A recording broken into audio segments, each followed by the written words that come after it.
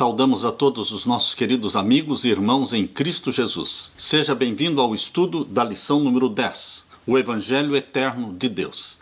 Vamos orar ao nosso Deus. Pai querido que estás nos céus, aqui estamos mais uma vez na Tua presença. Derrama sobre mim e os meus irmãos o Espírito Santo para que ao abrirmos a Tua palavra, para estudarmos sobre o Evangelho Eterno e as 3 mensagens angélicas, o Espírito Santo traga luz para todos nós. É em nome de Jesus que pedimos. Amém. O Evangelho Eterno de Deus. Você, ao ler Mateus, Marcos, Lucas e João, você está lendo os Evangelhos, a salvação em Jesus Cristo. Este é o ponto central da mensagem de Deus, a salvação em Jesus. Mas por que a Bíblia chama o Evangelho Eterno? O Evangelho Eterno vem do fato de que Deus planejou a salvação do ser humano já no céu. Antes de Deus criar Adão e Eva, Satanás já tinha pecado, já tinha sido expulso do céu. Portanto, queridos, antes de Jesus criar Adão e Eva, já existia o plano da salvação, porque Deus conhece o fim desde o princípio. Quando Deus criou Adão e Eva no 6º dia, mostrou para eles a árvore da ciência do bem e do mal e disse que ali eles seriam tentados por Satanás. Adão conhecia a história de Lúcifer e a sua queda. Caso Adão pecasse, o plano já existia. Jesus Cristo já teria se oferecido para morrer pela família humana que seria então criada. O Evangelho Eterno é explicado também em Apocalipse capítulo 13. Capítulo 13 de Apocalipse e o verso 8, diz assim: E adoraram-na todos os que habitam sobre a terra, esses cujos nomes não estão escritos no livro da vida do Cordeiro, que foi morto desde a fundação do mundo. A expressão, o Cordeiro morto desde a fundação do mundo, explica por que o Evangelho é eterno. Apocalipse mostra que o engano de Satanás no tempo do fim será muito bem sucedido ao ponto do mundo todo aceitar, adorar a besta e receber a sua marca. Contudo, queridos, Apocalipse capítulo 14, versos 1 a 5, mostra um grupo especial de filhos e filhas de Deus que não adorarão a besta, não receberão a sua marca, porque eles são leais filhos de Deus, adoram ao Deus Criador dos céus e da terra e recebem sim a marca de Deus, o selo do Deus vivo. A lição desta semana mostra que todos terão que fazer uma escolha inteligente, consciente, a quem irão adorar. Os adoradores da besta receberão a sua marca, ou na testa ou na mão, simbolizando sua decisão de servir a esse sistema apóstata com seus atos e também com a sua mente. Ao mesmo tempo, queridos, o mundo testemunhará uma grande proclamação do Evangelho, o Evangelho Eterno, como não foi testemunhada desde o dia do Pentecostes. Antes que os juízos de Deus sejam derramados sobre a humanidade rebelde, Deus enviará sua mensagem de advertência a cada nação, tribo, língua e povo, conforme diz Apocalipse 14, verso 6. A questão é, quem aceitará ou não essa provisão, Jesus Cristo como Salvador? Quem se submeterá a Ele? Quem adorará o Criador dos céus e da terra, em oposição à besta e à sua imagem? Na parte de domingo, as 3 mensagens angélicas. As 3 mensagens angélicas estão em Apocalipse capítulo 14. Queridos, eu posso dizer que as 3 mensagens angélicas é um sermão escrito pelo próprio Jesus e dado para os 144 mil pregarem a todas as nações, tribos e línguas. É muito importante, queridos, nós entendermos o tempo em que devem ser proclamadas essas 3 mensagens angélicas intimamente ligadas ao assunto dos 144 mil. Não tem como você separar uma coisa da outra, porque o grupo dos 144 mil é apresentado em Apocalipse 14, versos 1 até o verso 5. E então Jesus mostra o sermão que eles devem pregar a todas as nações. Este sermão traz uma mensagem impopular, tão impopular que muitos preferem não pregar. Neste livro, A Mão de Deus ao Leme, escrito pelo pastor Enoque de Oliveira, ele conta a história de Dudley Kenwright. Foi um dos mais eloquentes pregadores adventistas no início da igreja. Numa noite de domingo, depois que Dudley Kenwright pregou para um auditório de 3.000 pessoas, ele voltou para casa acompanhando o seu amigo Reeves, que era um professor. E na conversa entre os dois, Reeves agradeceu a linda mensagem pregada por Kenwright naquela noite de domingo para 3.000 pessoas. E então, Kenwright, depois de um tempo pensativo, ele disse para Reeves: sabe, Reeves, eu poderia ser um grande pregador se a mensagem adventista não fosse tão impopular. Queridos, Kenwright entendeu que as 3 mensagens angélicas eram uma mensagem impopular. E elas realmente são impopulares. Porém, queridos, Reeves, surpreendido, disse para Kenwright: a mensagem fez de você aquilo que você é. E o dia em que você deixar de pregar essa mensagem, voltará ao mesmo lugar onde ela o encontrou. Infelizmente, Kenwright deixou de pregar a mensagem, abandonou a igreja. E os seus últimos anos foram anos vividos em humilhações, angústias econômicas e atrozes padecimentos físicos. E foi no dia 12 de maio de 1919 que, após um rosário de aflições e desenganos, Kenwright faleceu, longe de Deus, separado da igreja. Queridos, a mensagem dos 3 anjos, ela é sim impopular, mas Deus nos incumbiu de pregá-la ao mundo. Podemos dizer que estas mensagens são os últimos apelos de Deus para a humanidade. A pregação das 3 mensagens angélicas é descrita aqui em Apocalipse 14 e o verso 7 com uma grande voz, dizendo com grande voz: queridos, esta é uma mensagem poderosa para ser anunciada ao mundo todo. Deus tem uma estratégia, eu posso chamar de a estratégia divina para pregar o evangelho eterno ao mundo todo em pouco tempo. Num curto espaço de tempo, o evangelho será levado a todas as nações, línguas e povos. Como isso pode acontecer? Queridos, quando acontecer o grande tremor de terra anunciado no 6º selo, nós temos que entender que os sinais anunciados no 6º selo têm dupla aplicação. Aplica-se ao início do juízo dos mortos, preparando o mundo para o início do juízo dos mortos em 1844, mas se aplica muito mais diretamente agora, anunciando ao mundo a chegada do juízo dos vivos. Queridos, o juízo dos vivos, o selamento do povo de Deus com o selo do Deus vivo e o selamento dos ímpios com a marca da besta, isto não vai ocorrer de uma forma secreta ou no anonimato. Deus fará um estardalhaço nos céus e na terra, preparando o mundo para este grande acontecimento. Por isso, Apocalipse 6, versos 12 em diante, fala de um grande tremor de terra. Vai acontecer de novo? Sim, queridos. Um grande tremor de terra preparará o mundo para a chegada do juízo dos vivos. E o escurecimento do sol, de novo, e da lua, de novo, e a queda das estrelas, novamente, e ilhas e montes se movendo dos seus lugares. E, queridos, o mundo todo estará sendo preparado para receber a mensagem. O que está para acontecer? A mensagem que os 144.000 terão para proclamar ao mundo é: chegou a hora do juízo dos vivos. O mundo estará preparado para esta mensagem. Em questão de um curto espaço de tempo, o mundo todo estará interessado em saber o que está por acontecer. Os sinais catastróficos anunciados no 6º selo preparam o mundo para o decreto dominical. Neste período, o mundo estará num estado caótico. E, queridos, o mundo estará em crise financeira, moral e espiritual. E então, o mundo estará, sim, preparado para receber as mensagens angélicas. As 3 mensagens angélicas deverão ser pregadas agora num curto espaço de tempo, de uma forma tão poderosa, de uma forma compacta, como se as 3 mensagens fossem uma só.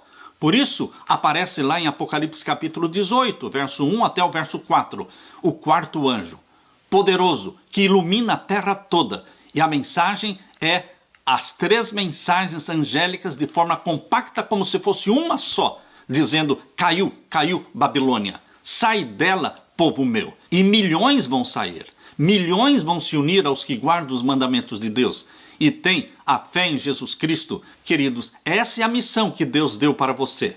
As 3 mensagens angélicas são a resposta de Deus para a trindade satânica: a besta que subiu do abismo, Satanás; a besta que subiu do mar, o papado; e a besta que subiu da terra, os Estados Unidos, com o protestantismo apostatado. As 3 mensagens angélicas, elas são pregadas em oposição a esses 3 poderes. Queridos, essa é uma mensagem impopular, sim, mas é a missão que Deus deu para você. Aleluia, porque Cristo virá em breve. Na parte de segunda-feira, a primeira mensagem angélica. Abra sua Bíblia e vamos ler então Apocalipse capítulo 14, versos 6 e 7. E vi outro anjo voar pelo meio do céu, e tinha um evangelho eterno, para o proclamar aos que habitam sobre a terra, e a toda nação, e tribo, e língua, e povo. Evangelho eterno. Queridos, o evangelho eterno não prega somente a salvação em Jesus Cristo. O evangelho eterno prega também a obediência a Jesus Cristo. O evangelho eterno prega também o juízo celestial, quando todos deverão passar pelo juízo no tribunal de Cristo. Este juízo celestial, que começou em 1844, exatamente no final dos 2.300 anos de Daniel capítulo 8 e o verso 14, até 2.300 tardes e manhãs, e o santuário será purificado. No final das 2.300 tardes e manhãs, exatamente no ano de 1844, iniciou o juízo celestial. Pois bem, queridos, essa primeira mensagem angélica, chamada o Evangelho Eterno, inclui mais do que a salvação em Jesus Cristo, inclui também o juízo celestial. Todos teremos que comparecer diante do tribunal de Cristo. E no tribunal de Cristo existe uma lei, a lei de Deus, os 10 mandamentos.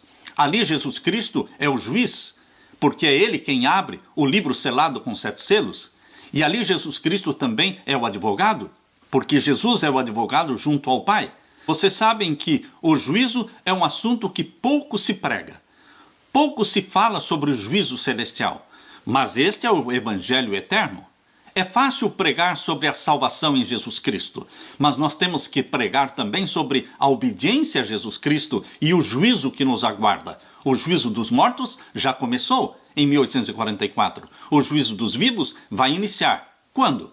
Quando for aprovado o decreto dominical em forma mundial. Inicia então o juízo dos vivos. Seus nomes serão mantidos no livro da vida ou serão riscados do livro da vida. Você receberá o selo do Deus vivo, ou então receberá o sinal da besta. Você escolhe. Deus respeita o livre-arbítrio, mas Deus torce para que o maior número possível de homens e mulheres, filhos e filhas de Deus, possam receber o selo do Deus vivo. Aqui lemos agora no verso 7. Temei a Deus e dai-lhe glória, porque vinda é a hora do seu juízo. Temer a Deus não é ter medo de Deus. Temer a Deus é obedecer a Deus, é guardar os seus mandamentos, é reverenciar o seu nome. Temei a Deus e dai-lhe glória. O que é dar glória a Deus? É honrá-lo como Criador dos céus e da terra. Honrá-lo por aquilo que ele é, o eterno, o incriado, o existente por si mesmo. E aqui diz, porque vinda é a hora do seu juízo. Queridos, em 1844 iniciou o juízo dos mortos, mas na realidade a Bíblia chama de o juízo de Deus. Chegou a hora do seu juízo. Deus o Pai foi acusado por Satanás lá no céu. Por isso que Satanás foi expulso do céu. Jesus Cristo se levantou em defesa do Pai, expulsou a Satanás do céu, mas as acusações de Satanás ficaram em pé, ficaram na mente dos anjos. E Jesus Cristo, ao nascer da Virgem Maria, ele veio ao mundo para revelar o Pai, para destruir as acusações de Satanás. Mediante a vida de Jesus, seus 33 anos na terra, ele mostrou quem é o Pai, porque ele disse, eu vim revelar o meu Pai. Quem vê a mim, vê o Pai. Jesus Cristo veio mostrar o caráter de amor, de misericórdia do Pai, Por isso, Jesus Cristo, ao morrer, ressuscitou e subiu ao céu para ser digno de abrir o livro selado com 7 selos e reivindicar o caráter do Pai, reivindicar a justiça do Pai, mostrar que a lei de Deus é santa, justa e boa. Por quê? Porque Deus é santo, justo e bom. No juízo celestial, Jesus defende o Pai, usando a própria vida dele, de Jesus, que viveu em plena obediência aos mandamentos do Pai. Queridos, mas Jesus Cristo usa também lá no juízo celestial a sua vida, a minha vida, nossa vida de obediência, nossa vida de submissão a Deus. Ele nos usa como respostas às acusações de Satanás. Assim como usou Jó, ele usa também Daniel, usa também João Batista. Queridos, no juízo celestial, os argumentos de Jesus são vidas que foram vividas em obediência, em submissão. Homens e mulheres que negaram-se a si mesmos, crucificaram o eu e se submeteram à vontade do Pai. Estas vidas são usadas no juízo celestial em defesa da lei de Deus que é santa, justa e boa, e cala a boca de Satanás. Por isso Satanás odeia os mandamentos de Deus, porque através da obediência aos mandamentos de Deus está se provando que Satanás é mentiroso, que as acusações feitas contra o Pai são falsas, e que Jesus Cristo, não somente ele, Jesus, mas também os irmãos de Jesus que vivem na terra, estão provando diante do mundo e do universo que é possível sim ser salvo por Jesus Cristo e viver em obediência a ele e guardar os mandamentos de Deus. Aleluia! Por isso diz aqui, vinda é a hora do seu juízo. E adorai aquele que fez o céu e a terra e o mar e as fontes das águas. A primeira mensagem angélica está intimamente relacionada àquele que criou céus e a terra. O criacionismo. Contra o evolucionismo. O criacionismo levanta sua voz, dizendo que existe um Criador para os céus e para a terra, que criou a terra numa semana literal de 6 dias, e no 7º dia descansou, abençoou e santificou, tornando o 7º dia o memorial da criação. Queridos, na primeira mensagem angélica, Deus está chamando a atenção do mundo para o Criador dos céus e da terra.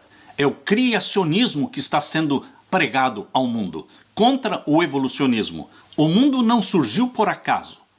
O mundo não surgiu de uma explosão. Não, queridos. O mundo surgiu de um plano feito por uma mente inteligente que se chama Deus. Ele criou, ele planejou e executou a criação numa semana literal de 6 dias e estabeleceu o 7º dia como santo dia de repouso. Por isso a Bíblia diz em Gênesis capítulo 2, versos 1 ao verso 3, que Deus descansou, abençoou e santificou o 7º dia. Essa é a mensagem do primeiro anjo. Agora, queridos, na parte de terça-feira, a primeira mensagem angélica, a segunda parte. O Apocalipse revela que as questões centrais na crise final da história da Terra serão a adoração e a obediência a Deus, revelada na guarda dos seus mandamentos. Todas as pessoas pertencerão a um desses 2 grupos: os que temem e adoram a Deus e os que temem e adoram a besta. A primeira mensagem angélica está relacionada com os primeiros 4 mandamentos da lei de Deus. Os 10 mandamentos foram escritos em 2 tábuas de pedra. Na primeira tábua de pedra estavam 4 mandamentos que falam do amor a Deus. E na outra tábua de pedra estavam os 6 últimos mandamentos que falam do amor ao próximo. Portanto, queridos, os 4 primeiros mandamentos, eles estão relacionados à primeira mensagem angélica. Abra sua Bíblia em Êxodo capítulo 20, e nós vamos encontrar aqui nos versos 2 a 11.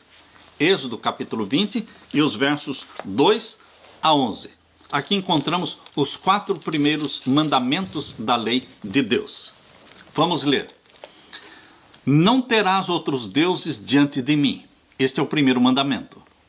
Segundo mandamento, verso 4. Não farás para ti imagem de escultura, nem alguma semelhança do que há em cima nos céus, nem embaixo na terra, nem nas águas debaixo da terra. Não te encurvarás a elas, nem as servirás. porque eu, o Senhor teu Deus, sou Deus zeloso, que visito a maldade dos pais dos filhos até a 3ª e 4ª geração daqueles que me aborrecem. E faço misericórdia em milhares aos que me amam e guardam os meus mandamentos. Agora o 3º mandamento está no verso 7. Não tomarás o nome do Senhor teu Deus em vão, porque o Senhor não terá por inocente o que tomar o seu nome em vão. Agora o 4º mandamento está nos versos 8 a 11.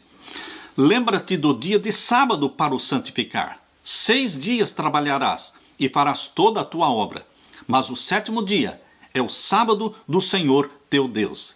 Não farás nenhuma obra, nem tu, nem teu filho, nem tua filha, nem o teu servo, nem a tua serva, nem o teu animal, nem o teu estrangeiro que está dentro das tuas portas. E o verso 11, porque em 6 dias fez o Senhor os céus e a terra e o mar e tudo o que neles há. E ao 7º dia descansou. Portanto, abençoou o Senhor o dia do sábado e o santificou.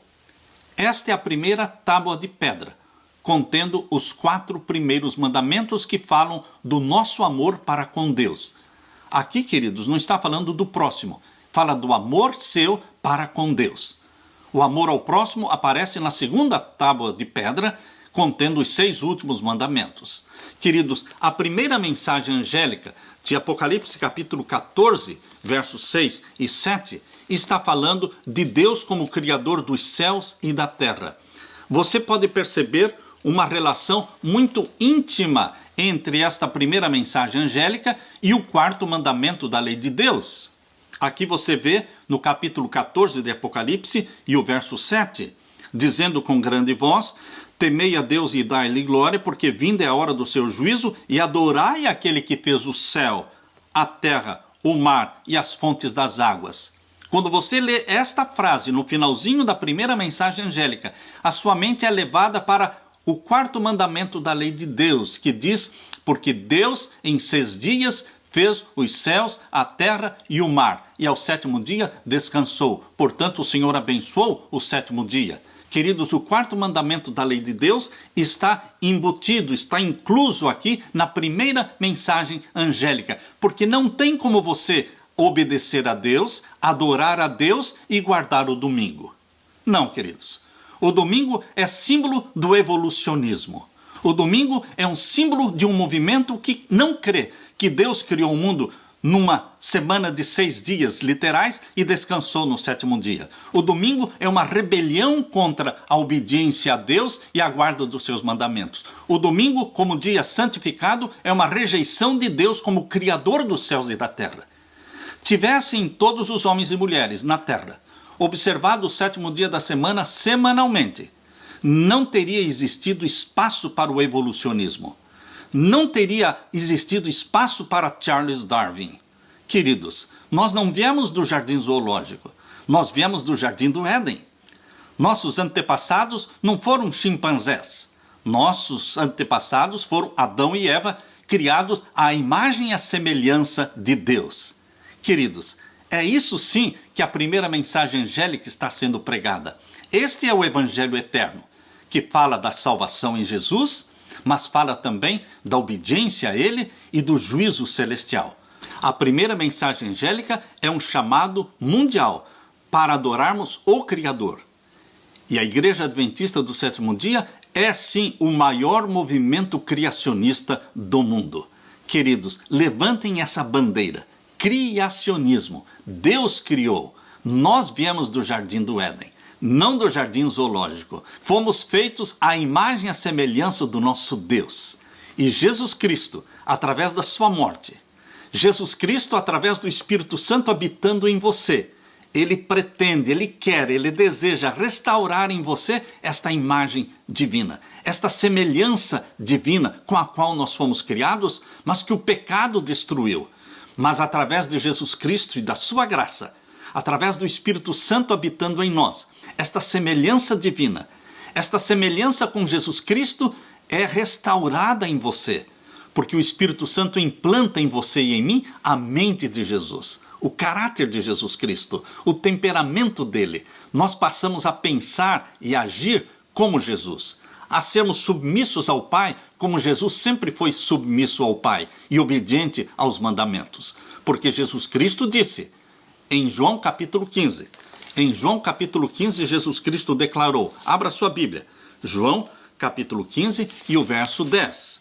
João capítulo 15 e o verso 10. Aqui nós lemos: se guardardes os meus mandamentos, permanecereis no meu amor, do mesmo modo que eu tenho guardado os mandamentos de meu Pai e permaneço no seu amor. Jesus viveu uma vida de obediência aos mandamentos do Pai. E Jesus está dizendo, este é o plano para você.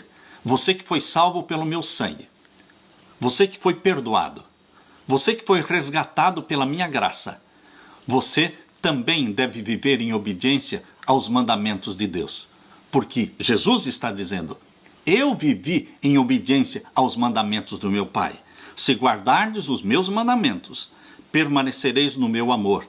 Do mesmo modo que eu tenho guardado os mandamentos do meu Pai e permaneço no seu amor. Como posso eu, um pecador, guardar os mandamentos de Deus? Pela habitação do Espírito Santo em mim. Pela habitação do Espírito Santo em você. Você recebe poder, força, para ser submisso e obediente aos mandamentos de Deus. Aleluia. Na parte de quarta-feira, a segunda mensagem angélica. Abra sua Bíblia agora em Apocalipse capítulo 14 e vamos ler o verso 8. Apocalipse 14 e o verso 8. E outro anjo seguiu dizendo, caiu Babilônia, aquela grande cidade que a todas as nações deu a beber do vinho da ira da sua prostituição. Queridos, a palavra Babilônia aparece 6 vezes no Apocalipse. Na Bíblia, a primeira referência feita à Babilônia remonta ao tempo de Nimrod. Nimrod, lá de Gênesis capítulo 10, versos 8 a 10, e fala também da Torre de Babel. No idioma babilônico, o nome Babilu, Babel ou Babilônia, significa porta dos deuses. Desde o começo, a cidade de Babilônia era um símbolo da descrença em Deus, no Deus verdadeiro, e um desafio à vontade de Deus. A sua torre, a torre construída por Nimrod, foi um monumento à apostasia, uma cidadela de rebelião contra Deus. Babilônia manteve o povo de Deus como cativo, como escravo, por 70 anos, desde o ano 605 a.C. até o ano 536. Vindo Ciro, depois da tomada da cidade de Babilônia, Ciro estabeleceu o império da Medopérsia, e então Ciro promulgou um decreto permitindo o retorno dos judeus para sua pátria. Isso está lá em Esdras capítulo 1. Por isso que nas Escrituras Ciro é usado como um símbolo de Jesus Cristo, que libertou o seu povo de Babilônia.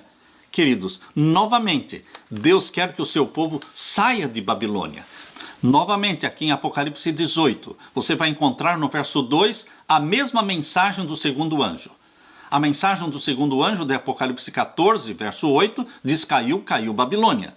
E agora aqui a mensagem de Apocalipse 18 e o verso 2, novamente, caiu Babilônia. Leia comigo. Capítulo 18 de Apocalipse, verso 2. E clamou fortemente com grande voz, dizendo, caiu a grande Babilônia, e se tornou morada de demônios, e morada de todo espírito imundo, e covil de toda ave imunda e aborrecível. Queridos, Deus quer que o seu povo saia de Babilônia. No passado, depois de 70 anos como cativos em Babilônia, Deus pediu que o seu povo saísse, e pelo decreto de Ciro, muitos saíram. Mas muitos mais ficaram em Babilônia. Nunca saíram de Babilônia. O povo de Deus, naqueles 70 anos em Babilônia, o povo de Deus aprendeu a amar Babilônia, viver confortavelmente ali e se recusaram voltar para Jerusalém e começar tudo do zero. Queridos, assim também a história se repete. Muitos filhos e filhas de Deus estão em Babilônia. E Deus quer que o seu povo deixe Babilônia e não sofra as pragas que cairão sobre ela. Por isso, aqui no capítulo 18, verso 4 diz, e ouvi outra voz do céu que dizia, sai dela, povo meu, para que não sejas participante dos seus pecados e para que não incorras nas suas pragas. Quando Deus diz, sai dela, povo meu, é porque existe um povo meu. Existe um povo de Deus presente em Babilônia. E onde está a maioria dos salvos? Onde está a maioria dos filhos e filhas de Deus? Se não em Babilônia. Por isso Deus está clamando, falando, sai dela, povo meu. Esta é a segunda mensagem angélica, mas está sendo repetida aqui na voz do quarto anjo. Apocalipse 18 é conhecido como o quarto anjo, que prega as três mensagens angélicas como se fosse uma só, de forma compacta, de forma poderosa, para produzir a maior conversão de todos os tempos. Justo antes do fechamento da porta da graça, haverá sim a maior conversão de todos os tempos. Justo antes da porta da graça se fechar, essa mensagem será proclamada poderosamente pelos 144 mil discípulos de Jesus, batizados pela chuva serôdia do Espírito Santo, dizendo, sai dela, povo meu. E uma multidão se unirá aos que guardam os mandamentos de Deus e têm a fé em Jesus Cristo. Deus está preparando um povo para a segunda vinda de Jesus. E você, meu querido irmão, e eu, fazemos parte desse povo, deste remanescente, que vai sim pregar as mensagens angélicas para a conversão da grande multidão. Queridos, agora no tempo do fim, Babilônia está unindo o mundo todo, fazendo um sincretismo religioso. O maior acordo feito nos últimos dias é o documento assinado pelo Papa Francisco e o líder do islamismo lá nos Emirados Árabes. Queridos, foi criado ali um logo. O logo mostrando a lua, a meia-lua, e dentro da meia-lua, a cruz de Cristo. Mostrando a fusão, o sincretismo, a união do cristianismo com o islamismo. E a nova religião sendo propagada para o mundo se chama Chrislam. Chrislam, a união do cristianismo com o islamismo. Será que é isso que Jesus Cristo deseja? Jesus Cristo diz, eu sou o caminho, a verdade e a vida. Ninguém vem ao Pai senão por mim. Queridos, só Jesus nos leva para o céu. Não Maomé, não Buda. Só Jesus Cristo nos leva para o céu. E Jesus Cristo tem sim 10 mandamentos. E esses 10 mandamentos o Espírito Santo escreve no coração de todos os que são salvos pela graça de Jesus Cristo. Queridos, nós estamos vivendo num tempo em que o mundo todo está bebendo do vinho de Babilônia. Todos os ensinamentos, as doutrinas falsas de Babilônia estão sendo ministradas para o mundo. O mundo está bebendo deste vinho. Em que consiste o vinho de Babilônia, que está sendo dado a beber para todas as nações e para todas as igrejas? Pense um pouco.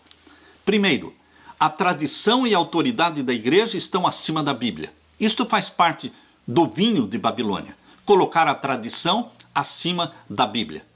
Número 2, o batismo infantil.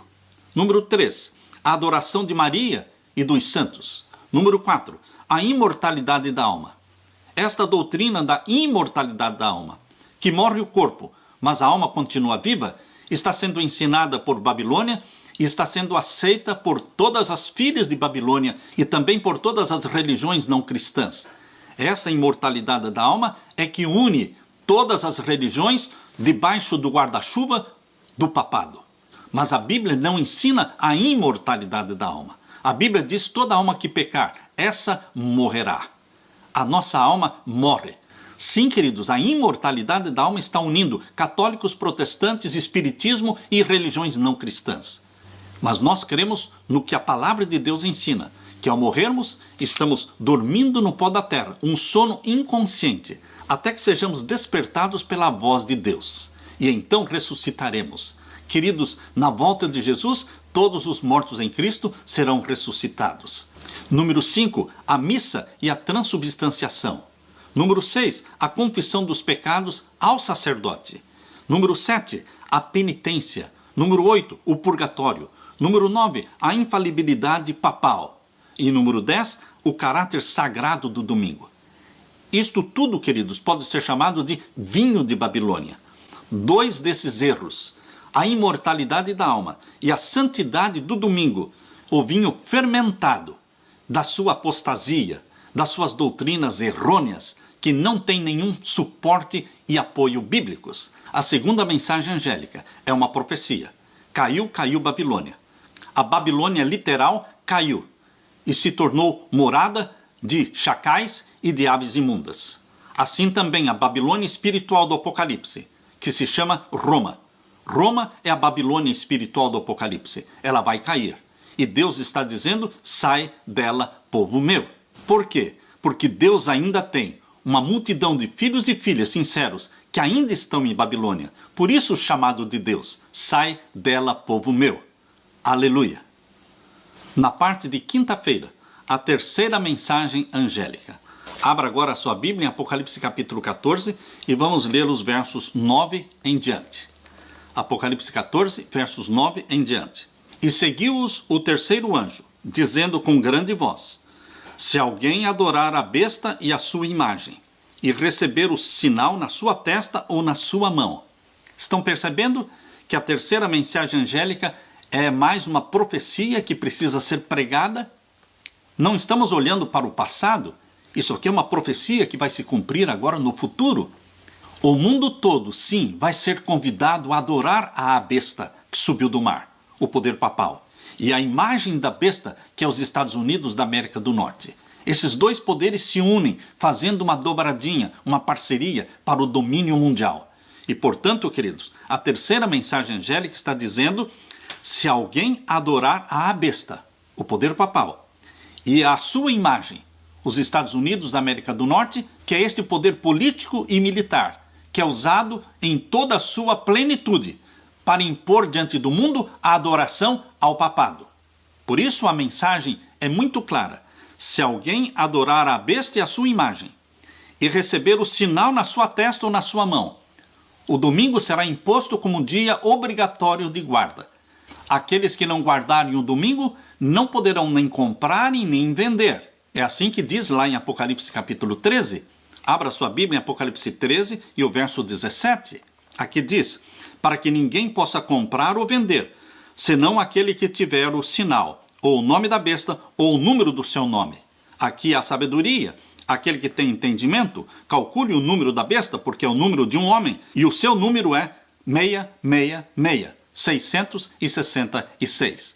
Queridos, a terceira mensagem angélica faz alusão direta a Apocalipse 13, verso 17 e verso 18. Por isso diz aqui: se alguém adorar a besta e a sua imagem e receber o sinal na sua testa ou na sua mão. Não é o chip, mas é o domingo como dia sagrado. Aqueles que se recusam a guardar o santo dia do Senhor, o santo sábado, o sétimo dia da semana, e se submetem ao papado, obedecendo e guardando o primeiro dia da semana, no lugar do sábado, estes estarão recebendo o sinal da besta. Aqueles que recebem o sinal da besta, aqueles que decidem guardar o domingo, livre e espontaneamente por convicção mental, recebem então o sinal como que sendo colocado na testa. Porém, aqueles que conscientemente sabem que o domingo não é o dia de guarda, que o dia santo do Senhor é o sábado, o sétimo dia da semana, mas por medo das perseguições, por medo da morte, por medo de não poder comprar e nem vender, eles aceitam guardar o primeiro dia da semana, então eles recebem o sinal na mão. Queridos, é isso que a palavra de Deus está dizendo. E o verso 10, continua a terceira mensagem angélica no verso 10. Também o tal beberá do vinho da ira de Deus. Aqueles que beberem do vinho de Babilônia, eles vão beber do vinho da ira de Deus. Eu não quero. Eu não quero beber do vinho de Babilônia e também não quero beber do vinho da ira de Deus. Porque a ira de Deus se manifestará nas 7 últimas pragas. Também o tal beberá do vinho da ira de Deus que se deitou, não misturado no cálice da sua ira. Os juízos de Deus virão sem misericórdia. A porta da graça estará fechada quando as 7 últimas pragas forem derramadas. Não haverá misericórdia. Somente os que têm o selo do Deus vivo serão poupados, abençoados, sustentados. Mas, queridos, os que têm o sinal da besta beberão da ira de Deus, que se deitou, não misturada no cálice da sua ira, e serão atormentados com fogo e enxofre, diante dos santos anjos e diante do Cordeiro. A mensagem está muito clara, queridos. Não é uma mensagem popular, não é uma mensagem agradável, mas é uma mensagem pura e verdadeira. E as doutrinas puras e verdadeiras de Jesus estão aqui em Apocalipse capítulo 14, verso 12. Lembre-se que Apocalipse 14, verso 12, faz parte da terceira mensagem angélica. Aqui diz: aqui está a paciência dos santos. Aqui estão os que guardam os mandamentos de Deus e a fé de Jesus. Esta é a doutrina pura e verdadeira de Jesus, que todos devem abraçar. Aceitar a Jesus Cristo como Salvador. E depois de salvos em Jesus Cristo, podermos, pelo poder do Espírito Santo que em nós habita, obedecer os mandamentos de Deus. Ninguém consegue obedecer os mandamentos de Deus sem que o Espírito Santo esteja habitando em você, sem que o Espírito Santo escreva os mandamentos de Deus na nossa mente e grave-os no nosso coração. Por isso, queridos, o povo de Deus é caracterizado por esses dois sinais, duas características: a fé em Jesus e a obediência aos mandamentos de Deus. Nesse tempo, queridos, em que homens e mulheres salvos em Jesus Cristo, submissos a Jesus Cristo, se negam a adorar a besta e a imagem da besta, se negam a receber o sinal da besta, neste tempo haverá perseguição. Neste tempo, alguns mártires derramarão o seu sangue em testemunho de Jesus. Por isso diz ainda no verso 13. Lembre-se que Apocalipse 14, verso 13 ainda faz parte da terceira mensagem angélica. E o verso 13 diz assim: e ouvi uma voz do céu que me dizia: escreve, bem-aventurados os mortos que desde agora morrem no Senhor. Desde o momento em que a terceira mensagem angélica estiver sendo pregada, desde o momento em que o decreto dominical for aprovado mundialmente e iniciar uma perseguição contra os que guardam os mandamentos de Deus, no momento em que você não puder nem comprar e nem vender, porque simplesmente ama Jesus e guarda os mandamentos de Jesus, nesse tempo alguns morrerão como mártires.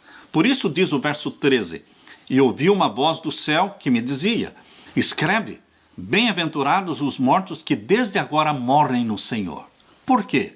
Sim, diz o Espírito, para que descansem dos seus trabalhos. Ó, queridos, os que morrem em Cristo Jesus descansam dos seus trabalhos. Seus nomes estão escritos no livro da vida.